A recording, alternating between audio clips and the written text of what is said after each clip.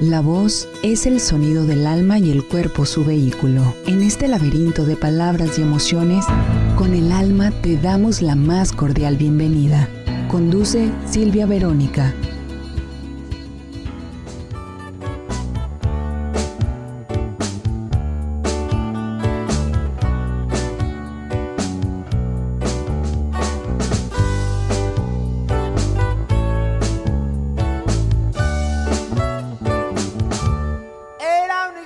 Más en el callejón, alcohólico sin luz, poeta de ningún lugar, de musas perdidas en el muladar. Era un extraño más, lejos del corazón de Dios, estúpido e insolente, parásito y vulgar. Y tu amor llegó como bendición. No hubo tiempo para saber quién era, conocerte, pero tu presencia fue igual que una canción. No hubo tiempo para saber quién era, conocerte, pero tu presencia fue igual que una canción. Como una canción soñada en el fondo del mar, y mi soledad amarga se quemó en tu piel al tocarte, al sentirte, nena, reviví. Y mi soledad amarga se quemó en tu piel al tocarte, al sentirte, nena, reviví.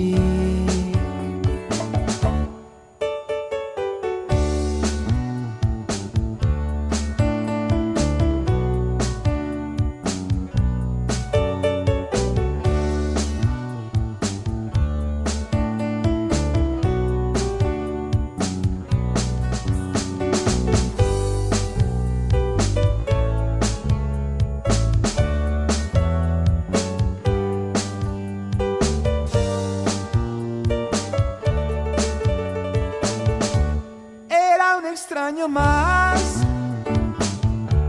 en el callejón, alcohólico sin luz, poeta de ningún lugar, de musas perdidas en el muladar. Era un extraño más. Hola. Del corazón de Dios, estúpido e insolente, parásito y vulgar. Y tu amor llegó como bendición. No hubo tiempo para saber quién eras, conocerte, pero tu presencia fue igual que una canción. No hubo tiempo para saber quién era, conocerte, pero tu presencia fue igual que una canción. Como una canción soñada en el fondo del mar, y mi soledad amarga se quemó en tu piel. Mientras la muerte nos pudre beso a beso, Nosotros pensamos en manzanos y pájaros. Mientras la muerte nos pudre beso a beso, nosotros pensamos en ríos y patos. Mientras la muerte nos pudre beso a beso, nosotros pensamos en ciudades y en amadas. Mientras la muerte nos pudre beso a beso, nosotros pensamos en atrios y en nogales. Mientras la muerte nos pudre beso a beso, nosotros pensamos en submarinos. Mientras la muerte nos pudre beso a beso, nosotros, a veces, pensamos en nosotros, en la muerte, en Dios. Ricardo Yáñez, ¿qué tal? ¿Cómo estás? Te doy la bienvenida a este programa, La de la Voz. Silvia Verónica te saluda desde el alma. Hoy sábado 30 de abril. Felicidades a todos los niños. De repente sé que el programa no es como dedicado hacia ellos específicamente, pero si hay algún niño ahí o niña que nos esté escuchando, te felicito en este día, disfrútalo al máximo. Y pues para todos los demás, este niño, esta niña interior que dicen que llevamos dentro, que esperamos que sea como en el buen sentido de la palabra, en el sentido del descubrimiento y no por el berrinche. Bueno, el día de hoy para mí es un gusto estar acá después de la vacación, de la vagación, después de esta Semana Santa y esta semana de Pascua. Pues como saben, no estuve acá en la cabina, les dejé algunos programas ahí grabados. Bueno, en Semana Santa estuvo con ustedes la Arquidiócesis de Guadalajara en esta cabina. Y bueno, ya estoy acá de regreso para seguir pecando, para seguir hablando de los pecados capitales. El día de hoy tenemos un pecado. Yo de repente cuando les hablo acá sobre los pecados capitales me gusta como decir algo de ellos, no solamente porque me guste hablar, sino porque realmente me apasiona cada que descubro algo nuevo en estos pecados capitales, que como bien sabes ya son 3 años que llevo haciendo este especial de los pecados capitales. Sin embargo, es interesante no solo como en el cambio por los y las invitadas, sino también como desde el lugar del abordaje. Y bueno, en esta ocasión yo te voy a hablar de estos pecados capitales, del pecado de la soberbia, desde este gran filósofo Jean Giraudoux, quien dice que el soberbio es generalmente agraciado. Y eso lo voy a dejar solamente ahí para que lo pensemos un poco, porque como punto de inicio y a manera de presentación también, yo no sé si podré decir que mis invitados son soberbios. Quizá esa pregunta quedará en el aire para que cada uno de ellos me lo conteste a partir de que pensemos o desmarañemos qué es la soberbia. Primero, proponiéndoles, por supuesto, a cada uno de mis invitados y también a ti, escucha, que quizá quitemos la palabra pecado de ahí, o que quizá la reafirmemos, porque vamos a ver entonces cómo la soberbia, bueno, es el pecado capital, cómo la soberbia entonces fue el primer pecado hecho por Satanás, cómo la soberbia entonces nos lleva a esta parte de la humanidad, pero entonces pensaba, y esto como parte de las preguntas que vayan ahí anotando, uno de mis invitados, Daro Soberanes, que en un momento más le daré la bienvenida como se merece. Bueno, ya ha estado en el programa y está entonces como acostumbrado a que hago un montón de preguntas y de ahí tomamos alguna y nos desbordamos. Patricia Velázquez, que está acá conmigo, que también ahorita te doy la bienvenida como mereces, por supuesto. Bueno, pues un poco así, ¿no? La cosa es acá hacer una perorata y tomar hilo de donde de repente se vaya tejiendo todo este entramado y a ver qué resulta, a ver a dónde nos lleva. Estudiar la soberbia es estudiar al hombre en su lucha contra Dios. El soberbio quiere el triunfo sobre Dios, pero también el soberbio desea su propia derrota. Para hablar acerca de este tema, para hablar acerca de lo que es entonces la soberbia, como te había adelantado hace un momento, pues tengo acá a mis 2 invitados, a los cuales, y como parte del marco de este programa, bueno, pues les hice entrar con esta canción de Poeta de Ningún Lugar, de Arturo Mesa. Y bueno, vamos a ver también o pensar si en algún momento se retoma acá pensar en la literatura o en el lenguaje como este lugar de la soberbia, justo este lugar del saber que nos aparta como Dios. Yo lo pensaba un poco ahí. Y también con este poema de Ricardo Yáñez, no solamente por su festejo, ¿no? Su carrera, su trayectoria del 50 años, sino también como por pensar en la muerte como la muerte el único gran triunfo del soberbio, pero la muerte también del mismo.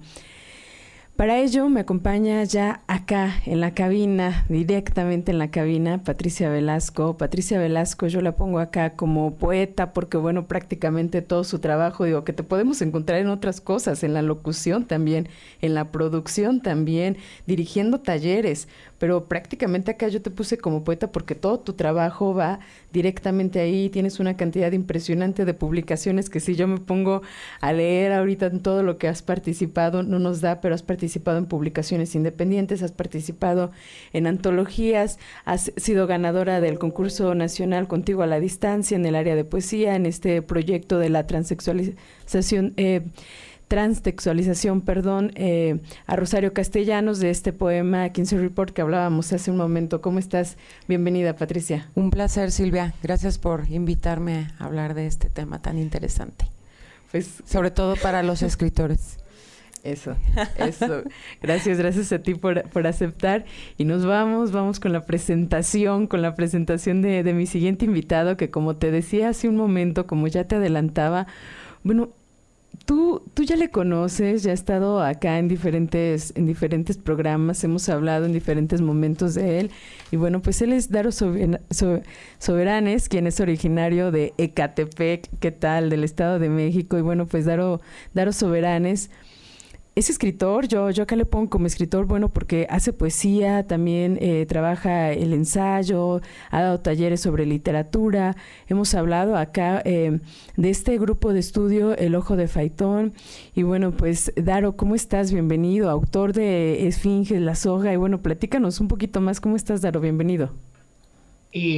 Hola, Silvia Verónica. ¿Me escuchó? ¿Sí me escuchó? Te escuchas bien, claro y fuerte. Bien.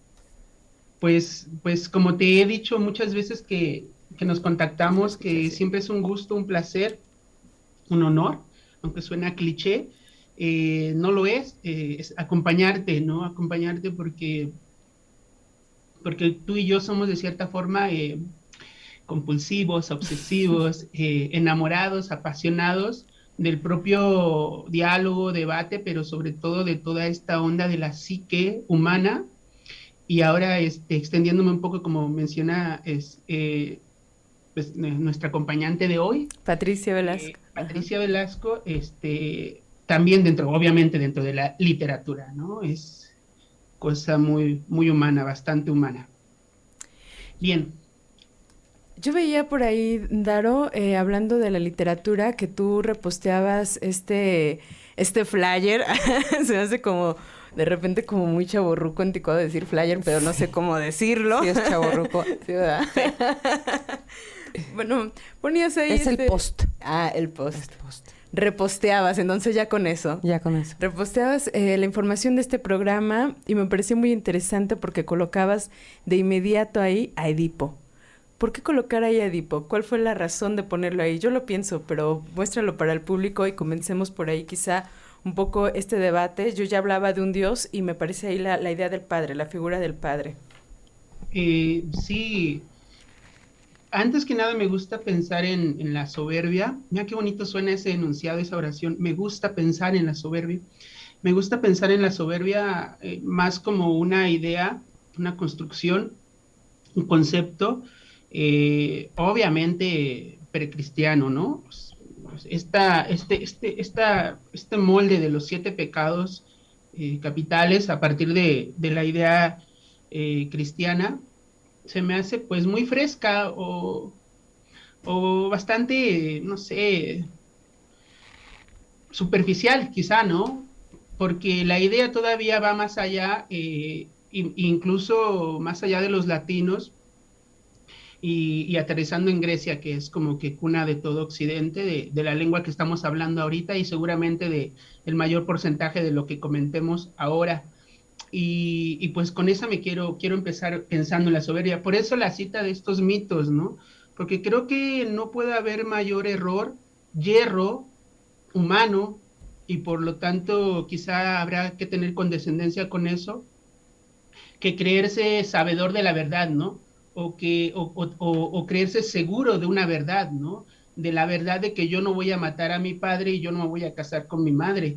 Y tan seguro estoy de eso que lo he logrado venciendo a la esfinge y, y matando a un bandolero en un cruce de caminos y casándome al vencer a la esfinge con la reina de Tebas, ¿no? Tan seguro estoy de eso, de que he vencido, o mejor dicho, de que he conquistado la verdad y he vencido al oráculo de Delfos, que lo hago, ¿no? Pero en eso, como en todo, siempre está el peso de, pues, de las consecuencias, ¿no? Y por lo tanto, Edipo cumple completamente con una categoría de una soberbia gigante al creer que puede vencer al oráculo de Delfos, ¿no? Y lo mismo va a ocurrir también con Medea, ¿no? Aunque hoy ahí está un poquito más ligado a también al primer, digamos, no sé, yo diría que la primera emoción de toda la mitología, que es la ira, ¿no? Lo iracundo, no sé, a partir de la furia, ¿no? Quizá la furia o la ira ligadas como una emoción a partir de mejor dicho, la ira y la furia como una emoción, la cólera de Aquiles, como una emoción ligada, circundante, orbitante del concepto de la soberbia, ¿no? A partir de ahí, ¿no? Quizá por eso escojo o mencioné a Edipo en ese preciso momento, porque pues es la tragedia suprema, ¿no? El momento perfecto de las letras antiguas. Fíjate, Daro, que a partir de todo esto que decías, yo pensaba un poco cómo hablas de la certeza solamente la tiene el loco, el psicótico, el esquizofrénico es el único que tiene la certeza porque no toca la realidad. La certeza está como allá, como en otro mundo, en otro lugar. Y pensaba, la ira está muy cercana a la locura. O sea, la ira y la locura llega un momento en que están ahí como en esta línea. Sin embargo, yo pensaba el soberbio como un poco más del lado del neurótico, el soberbio que sabe hasta qué punto eso no es certero, pero se atreve a brincarlo, como ese lado del perverso, como intentar engañar al otro, como ponerse encima aún sabiéndolo. Bueno, un poco eso pensaba a partir de esto que decías. Pati, ¿qué onda con la soberbia? ¿Qué te despertó este tema? ¿Desde dónde te interesa que lo propongamos? ¿Desde este abordaje? ¿Desde estos hilos inclusive? Ese es una constante, ¿no? Es, digamos, le voy a quitar el pecado, la palabra pecado, porque trae toda esta carga de culpa, ¿no? Cristiana, que más bien tomémoslo como un adjetivo o como un sustantivo del que vamos a hablar hoy, ¿no? Pero pues es un ingrediente de todos los seres humanos, ¿no? Y más bien creo que es el grado de ira, el grado de soberbia, el grado de vanidad lo que nos define, ¿no? Y bueno, esto obviamente tiene que ver pues con un proceso de autoconocimiento para saber que todo eso somos todos, ¿no? Y que nos la pasamos modulando, ya cuando eres consciente, ¿no? Modulando todas estas particularidades del ser. Creo que, y bueno, hay como profesiones muy propicias a, ¿no? Ahora, imagínate a alguien profundamente soberbio e iracundo, ¿no? Oh, Dios mío, Dios nos libre de eso, ¿no? Y ya empiezas a captar tú las personalidades y en qué profesiones es más factible, ¿no? Que suceda. Y bueno, pues ahí es la observación. Creo que la parte fundamental para distinguir y poder nombrar a la soberbia es la observación. Acá, Pati, pensaba en algunas cosas de las que decías, primero en la posibilidad de quitar la palabra pecado. Hace un momento yo pensaba también en esta propuesta, pero también me retraía de ella. Pensaba como si acaso la soberbia de alguna manera será el único pecado, es decir, la lujuria le habita a los animales, la gula le habita a los animales, como algo que parece más de lo biológico. Si acaso la soberbia sí es algo que viene como algo más de lo humano, por decirlo así, del saber, del conocimiento, este reto contra la ley del otro, esto que hace Satanás como de renunciar e irse. Y por otra parte, y esto pensándolo para los dos un poco como si podemos plantear a la soberbia en un lugar diferente a la vanidad o en un lugar diferente al orgullo, o acaso podremos situarlo en el mismo lugar. Esto como una pregunta, pero que retomaremos regresando del corte. Vamos en este momento a un corte comercial, ya venimos. Encontrar tu voz es encontrarte contigo mismo. Regresamos.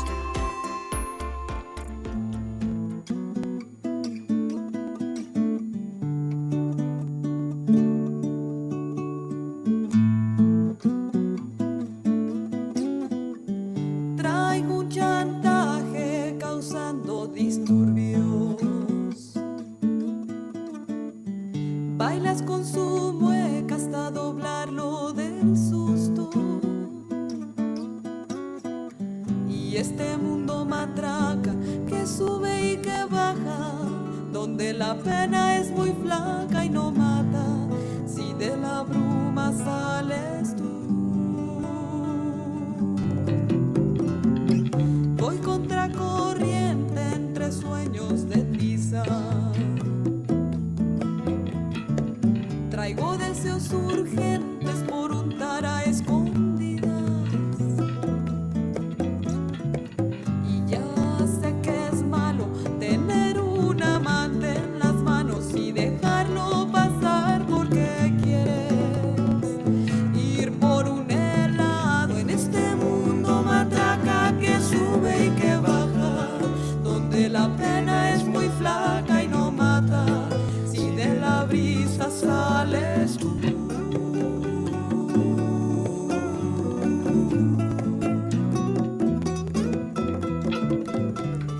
Jan Giraudoux dice que el soberbio es generalmente agradecido. Siguiendo el ensayo del proyecto de Freud en su planteamiento sobre la conciencia y la percepción, diría que ser agraciado o guapo o guapa es algo que se construye desde la sociedad. Es una característica que se da desde afuera. Y desde ahí entonces pensemos en cómo podremos situarnos todas o todos en esto de ser soberbios. Estamos de regreso en tu programa Desde el Alma y continuamos acá con Patricia Velasco, continuamos acá también con Daro Soberanes hablando de este pecado que en la lista es el pecado capital, es el pecado número 1. Sin embargo, en esta ocasión, a diferencia de los años pasados, yo les pregunté a cada uno de mis invitados qué pecado querían tomar y desde ahí la soberbia. Al comenzar este programa les pregunté o les dejé abierta la pregunta si ustedes se identifican o se podrían pensar como soberbios. Ahí me lo van contestando como vayan pudiendo. Ahorita la pregunta que quedó pendiente es saber entonces desde qué lugar ustedes pensarían si podríamos pensar a la soberbia en el mismo lugar que la vanidad y en el mismo lugar que el orgullo, si no, ¿por qué? Quien quiera tomar ahora sí que la palabra y con suerte en un momento nos la arrebatamos, ¿por qué no?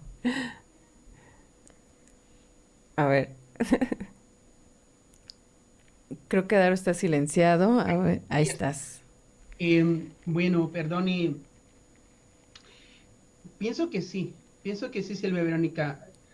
Más allá o aparte de cuestión de la vanidad y el orgullo.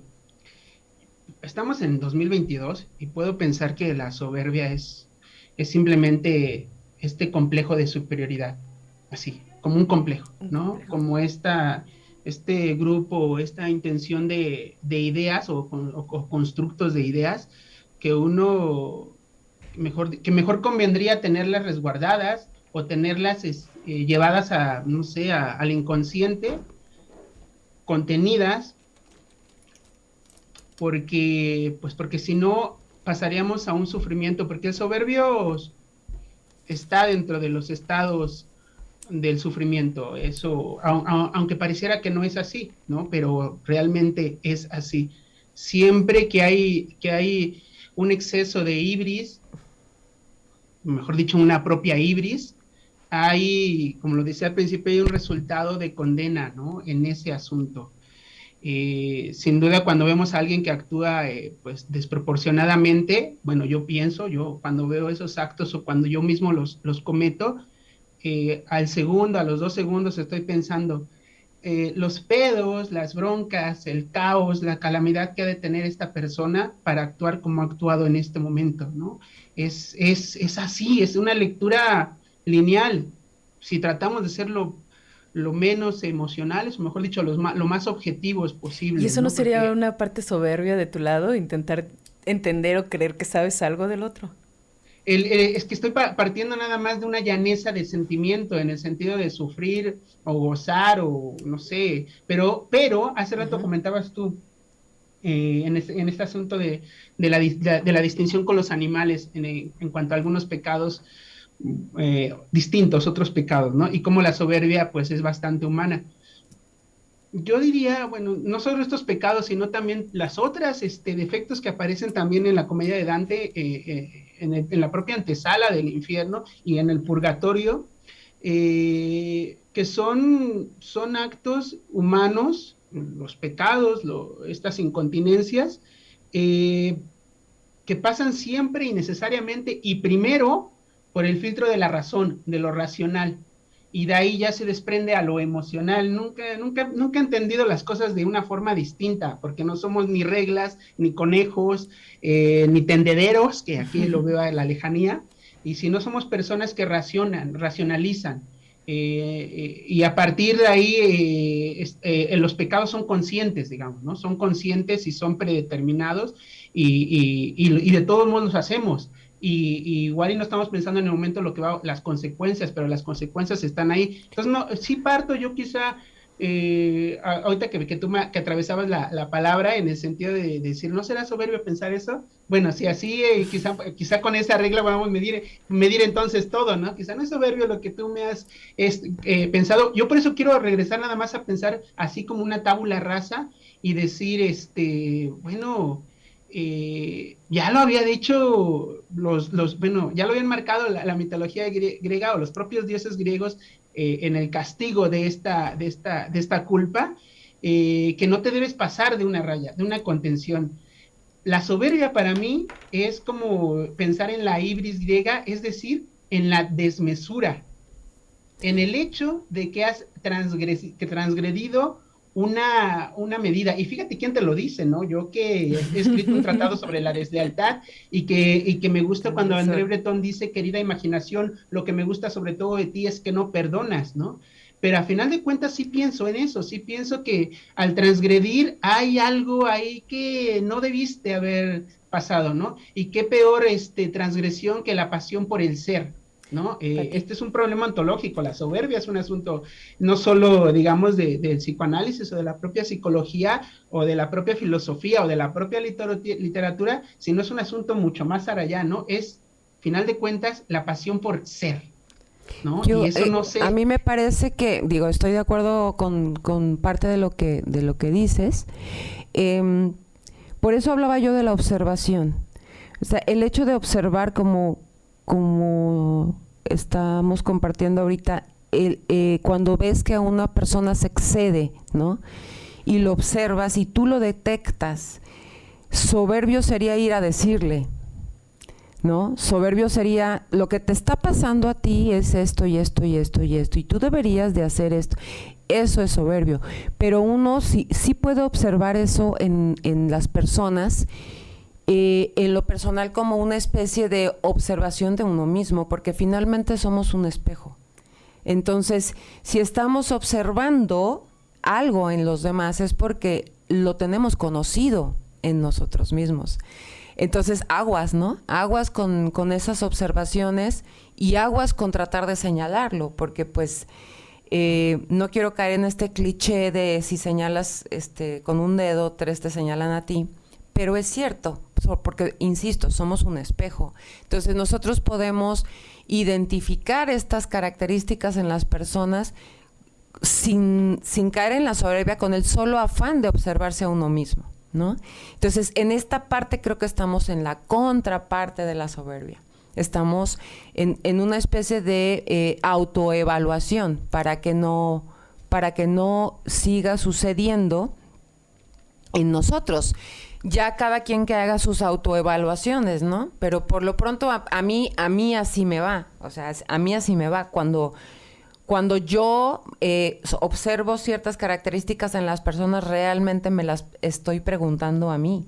Y entonces hablaba yo de la modulación, ¿no? Porque todos somos todo. Todos somos soberbios, todos somos, de repente caemos en la gula. Todos tenemos eso, porque todos somos humanos. Y a partir de la observación de los otros es que nos autoobservamos para modular qué tanto interfieren estas características en mi relación con los otros, porque realmente estas características son solo en relación con los otros. No pasaría nada si yo en una isla desierta fuera profundamente iracunda o soberbia o envidiosa o entrar en la gula, ¿no? No tendría nada de malo si yo estuviera en una isla desierta, ¿no? Pero todo esto es relevante porque estamos con los otros, porque convivimos con los otros, porque queremos estar acompañados, somos pues vivimos en grupos, pues, se me fue la palabra. Estamos siempre rodeados de gente conocida y desconocida. Y no puedes, para una sana convivencia, no puedes hacer gala de tu grado máximo de cualquiera de estos que podamos hablar. Pensaba a partir de lo que ustedes comentan, cómo, bueno, entonces tendremos que pensar justo en esta regla que ya nos comentaba hace un momento Daro Soberanes, y pensando también en esto que dice, si nos habitan a todos, entonces, bueno, esta observación o pensar esto del otro, pensaba en la certeza también que nos decías, no sería del lado de la soberbia, sino hasta que llegamos justo a este límite rayado donde creemos que esto es una certeza. Y que es una verdad, ¿no? Exacto, que es una verdad ante el otro y que es una verdad que aparte nosotros poseemos y que nosotros hemos puesto o impuesto ahí. Desde ese sentido, y retomando la idea del espejo, la idea de la vanidad, del espejo como este máximo del vanidoso, ¿acaso entonces la proyección, ¿no? Porque entonces ponemos en el otro lo que no alcanzamos a ver en nosotros? ¿El soberbio no sería el rey de la proyección? ¿El soberbio no sería entonces ese que pone todo allá afuera para no verlo en sí mismo, que no se atreve a darse cuenta de ningún error? Con esa pregunta lo dejamos ahí, una pregunta abierta para que continuemos regresando del corte. Vamos en este momento a un corte, ya venimos. El equilibrio se encuentra entre el alma y el cuerpo. Quédate aquí, regresamos. Estamos de regreso acá en su programa Desde el Alma y bueno, entramos directo porque nos quedamos ahí pensando algunas cosas y en ese momento casi que le quité la palabra de la boca a Pati. Patricia, regresamos contigo.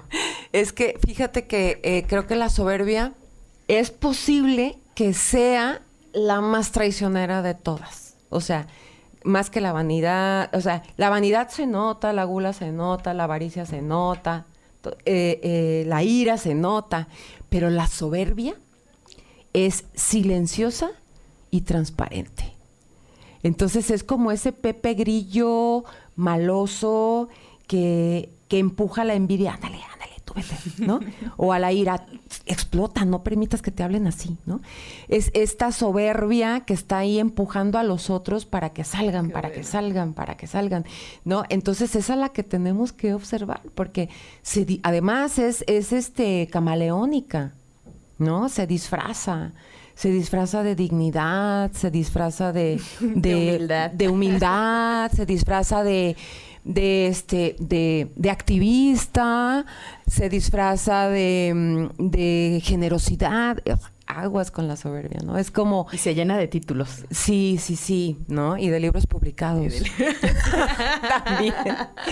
Sí, de verdad. Hay un termómetro que yo tengo en mi interior, ¿no? Perdón si voy a aludir a alguien, lo siento. Saludos para todos. Saludos, amigos. Abrazos, amigos. Cuando lees un currículum tiene 350 libros publicados y es de esos currículums largos que tú dices, híjole, es un síntoma inequívoco de que son malos libros. Cuando de verdad pero es un termómetro que yo he probado, o sea, cada que veo que alguien es necesario que le lean, porque hay gente que tiene currículums larguísimos, pero no quiere perder el tiempo en que le lean el currículum, quiere platicar con los otros, quiere compartir, quiere leer su obra, quiere que le lean la obra de los otros, y es como una pérdida de tiempo hablar de uno. Entonces ahí dices, no, pues creo que es más importante lo que tiene que decir que lo que ya hizo, ¿no? Entonces como que es un termómetro. Entonces te digo, la soberbia se disfraza, ¿no? Es como ladina, como usa a los otros, usa la ira, usa la vanidad, usa ¿cuál es la otra? La de tener mucho. Ay, se me olvidó, ahorita lo acabo de decir. La avaricia, ¿no? Con de te lo mereces, sí, tú te lo mereces, ¿no? Como que es Pepe Grillo maloso, la soberbia. A mí me parece bien interesante esto que dices, como esta forma de disfrazarse, porque estoy completamente de acuerdo en esta cosa de la soberbia, como la humildad, como los títulos, y pensaba como si la soberbia entonces es el pecado original, pensando que es el pecado que hace Satanás al quitarse ahí de Dios, ¿no? Al quererse poner como al tú, por decirlo de alguna manera, al desobedecerlo. Entonces pensamos cómo pues ahí ya se plantea el bien y el mal, y la soberbia parece entonces que está del lugar del mal, del lugar de la serpiente. Y yo pensaba el lugar de la serpiente como el lugar del conocimiento, y el lugar del conocimiento como el lugar del lenguaje, y el lugar del lenguaje como el lugar del poeta. Y entonces, si acaso es el mayor soberbio. ¿Tú qué opinas, Daro Soberanes? Ouch. A ver, Fati. A ver, es que esa ya es otra cancha. Esa es otra cancha. ¿Sí me escuchas? ¿Sí, verdad? Sí. Es que ese es otro terreno. Estamos ahí, es una figura de patetismo, la elocuencia, el apóstrofe, el lirismo en la poesía. Esa es otra cosa. Esto de llegar a las... No voy a decir las verdades porque no sé qué sea eso de la verdad, ¿no? Y quizás sí y si la dices, podremos creer que eres soberbio. Mira, de antemano tú me conoces y sabes que sí soy una persona completamente arrogante, mamona, ¿no? Y me encanta ser mamón, pero no soy mala persona. Es que ahí está el asunto, Incluso creo que sé el papel que llevo y que cargo, ¿no? Es como... Y yo creo que una persona soberbia, con el trastorno de la soberbia, con el complejo de superioridad de la soberbia, no lo sabe. Esto es un asunto más psiquiátrico, tal vez, ¿no? O más, quizá de una persona tóxica en todo el sentido de la palabra, ¿no? Quizá yo lo hago como una mascarada nada más porque me gusta jugar ese personaje, pero también siempre, fíjate, yo creo que tiene que ver con esa, siempre pensando en la gloria de la razón, no sé qué es eso, o del debate, ¿no? O del conocimiento. Me encantan los debates, ¿no? A mí me encanta debatir, ¿no? Y si puedo vencer al otro en el debate, soy feliz. Pero toda esta narrativa que te estoy diciendo tiene que ver con ese juego de ese personaje. Pero me desviaste, Silvia Verónica. A ver, Daro, toma tu camino. En que yo creo que sí, hay que tener un poquito de cuidado, o quizá no, pensando que es yo estoy de acuerdo con Patricia en el sentido de que la soberbia a veces se va disfrazada de otras cosas, y pues está mal, ¿no? Yo te confieso, ahora que vamos a hacer un ciclo de estas conferencias del Ojo de Faetón, tenía yo un precandidato que para mí mismo había pensado en esta persona de aquí de donde ahora estoy viviendo, pero no lo conocía y quería ver su obra, y vi un video de YouTube para ver su obra, que a final de cuentas el Ojo de Faetón no es un encuentro para leer versos, poemas, no es la obra del autor lo que vemos, sino no sé, su propia poética o algún tema que le circunde. Pero me tuve que aventar, antes de empezar a ver sus textos y todo esto, como 5 o 7 minutos de su semblanza. Y ahí paré, ¿no? Ahí dije, no puede estar en el Ojo de Faetón, lo siento, no puede estar. No puedo aventarme 7 minutos de un video donde me dice, no sé, lo que ha escrito y los reconocimientos y dónde ha estado. No me interesa eso no es interesante. Eso no es interesante para el discurso, ¿no? Esas cosas no interesan nada. Y pues nada, ya lo descarté, ¿no? Y hay otra persona en ese lado. Pienso que va más el asunto es más profundo, Silvia Verónica. Es más profundo porque pues yo creo que sí, ¿no? Se menciona así como discurso que la soberbia es el primero de los pecados, y quizá no lo desdoblamos, pero creo que lo sentimos, lo entendemos. Pareciera que sí, es bastante humano. Incluso la verdadera gula es la soberbia, ¿no? La necesidad del alimento así explícito de que me celebren a mí, entiendan mi superioridad, mi grandilocuencia, ¿no? Mi aptitud despótica y tiránica, y me den feedback para que otra vez se vuelva a alimentar eso, porque si no, oye, ¿qué pasa, no? ¿Por qué no me estás alimentando eso, no? Necesito eso, necesito esa reafirmación. Pero bueno, si es una proyección, volviendo a lo que te ibas ahorita, lo que nos salíamos ahorita en el corte, sí es una proyección completa de una persona que siente mucha inseguridad y mucha duda de él mismo, ¿no?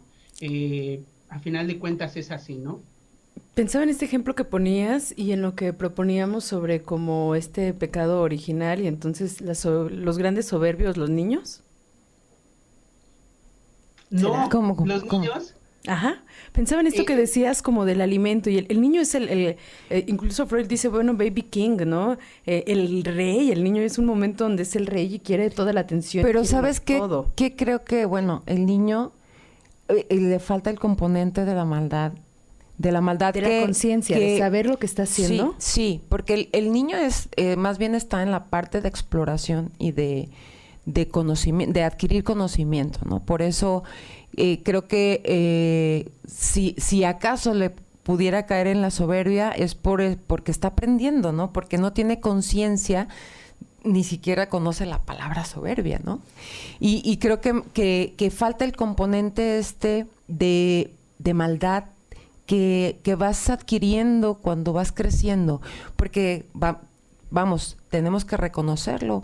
Si partimos de esto que platicábamos hace ratito, de que todos somos todo, ¿no?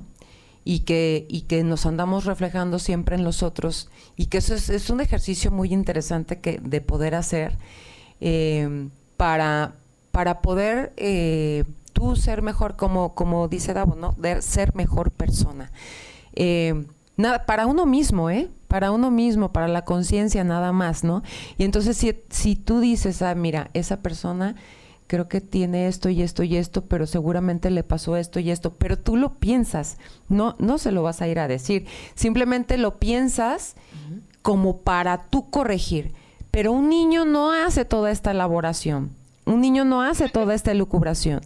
Es una narrativa que ya lo hacemos nosotros como adultos, porque no solo es la soberbia, digamos, la soberbia en los infantes que subraya Silvia Verónica, sino también la crueldad, ¿no? Digamos, la crueldad de un infante hacia el otro. Pero estos terrenos, yo creo que sí estoy de acuerdo con Patricia, porque no tienen el logos que ya se establece como nosotros. Eso para mí es la neta, ¿no? Este asunto de el logos como razón, el logos como lenguaje, como bien lo mencionas, ¿no? El logos como discurso, como constructo social, como mi propia fantasía, o que le llamo realidad, o ideología, o nación, o no sé, cuántas cosas que le ponemos a lo que queremos imponerle a los demás. Y en el caso de los niños, creo que sí está dentro de ese propio aprendizaje. Recordemos que los niños cuando tienen menos de 2 años, ni siquiera tienen una concepción, o mejor dicho, una conciencia del yo, ¿no? Así como que yo soy esto. Es a partir de ya que se va desarrollando 3, 4, 5 años, que ya asume que es un individuo. Entonces, a partir de ahí, yo creo que empieza todo este asunto que nos va a hacer, pues, lo que somos seres humanos construidos a partir de lo que nos cuentan, nos han formado, y también de lo que nosotros nos vamos formando, ¿no? Entonces, creo que la soberbia, ahí está su corona, ahí está su trono, en el asunto de que es una condena racional, en los que están completamente excedidos de mesura, en la desmesura, fuera de la frugalidad, ¿no? Y concebidos dentro de un discurso de que el otro me tiene que afirmar a mí, ¿no? Aquí recordaba en las meditaciones de Marco Aurelio, no sé en cuál de sus libros, creo que es en el cuarto donde menciona, suprime la opinión y suprimirás se me ha herido, ¿no? Suprime el se me ha herido y suprimirás la propia herida. Imagínate, ¿no? Eso es, ahora, uno dice, suprime la opinión y suprimirás el se me ha herido, ahí está el pronombre, se me ha herido.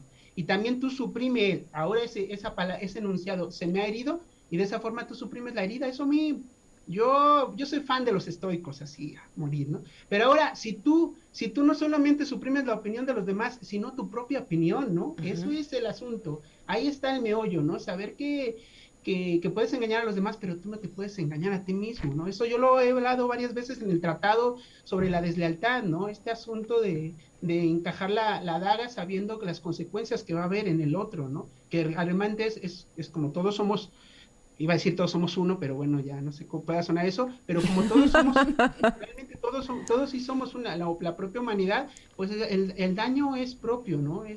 Es ahí, ¿no? Yo ya llegué a mi edad a ese límite de pensar, güey, la realidad es más cabrona que tú, ¿no? Además, a todos los soberbios siempre hay que decirles que a cabrón y medio, ¿no? Es decir, oye, no, pues si no son competencias, imagínate. Ajá, pero en el sentido de que el soberbio compite todo el tiempo. Exacto, y siempre va a haber alguien más que es más capaz, ¿no? Recordemos lo que le pasa a Marcias cuando se atreve a retar al propio Apolo de que él era mejor músico, ¿no? Y digamos, están ahí en la competencia con la flauta, tocándola, y las musas como los... Nos quedan 3 minutos para cerrar el programa, ¿eh? Termino. Y las musas como jueces, y Marcias vence a Apolo, tocando la flauta diestramente, y todos se quedan, es increíble. Pero Apolo le dice, no termina aquí el concurso, ahora toquémosla al revés, ¿no? Y voltea a Apolo la flauta y la toca hermosamente bien, y Marcias no puede, y es desollado por castigo. Entonces siempre hay un límite para tu nube, ¿no? Yo quisiera como quizás redondeando un poco lo que hemos platicado y encaminado a algo que yo creo profundamente es ¿qué me quita mi estado de paz? ¿No? Y el hecho de esta competencia de la que habla Daud y que es sufrimiento, finalmente, si la soberbia te empuja a medirte con el otro, ¿no? Siempre, como dicen, siempre va a haber alguien mucho mejor. Entonces es un continuo sufrimiento. Yo creo que si vamos a voltear a ver a los otros, o por lo menos eso es la forma en que yo modulo todos mis pecados que me construyen, es con el afán de no perder mi paz, ¿no? Si yo voy a admirar el trabajo del otro, va a ser porque quiero aprender del otro, ¿no? Yo admiro profundamente la gente que no pierde su paz. La admiro profundamente porque tengo características muy particulares de mi carácter que me exaltan, ¿no? Entonces siempre estoy en la modulación para no perder la paz. Entonces creo que a la soberbia hay que traerla bien agarrada. De repente hoy puedo decir que este programa ha sido diferente, este pecado ha sido diferente. Generalmente todos los programas decimos hay que tirarnos a la flojera, hay que tirarnos a la ira, hay que tirarnos pero parece que la soberbia no. Que esa sí no. Hay que agarrarle. Yo les agradezco enormemente que hayan estado acá el día de hoy conmigo. Para cerrar, 2, 3 palabras que quieran decirle al público, Daro. Creo que un ejemplo es eso, cuidado con lo que hacemos y decimos. Hay una frasecita que una persona empieza a tirar todo con el dedo flamígero, no sé, su comentario, su opinión, y termina diciendo, bueno, esa es mi humilde opinión. Sí. Y nada es humilde, ¿no? Porque tu verdadera opinión humilde te la guardas, te la reservas, ¿no? Nada más quítale el adjetivo humilde y estoy de acuerdo. Es tu opinión, pero humilde no. Pati, tenemos que despedirnos. Gracias, Davo, un placer conocerte. Gracias, Silvia Verónica, por la invitación. Qué interesante hablar de estos temas. Y a los que te escuchan, adiós. No les digo adiós, hasta la próxima. Con el alma, te esperamos en nuestra próxima transmisión.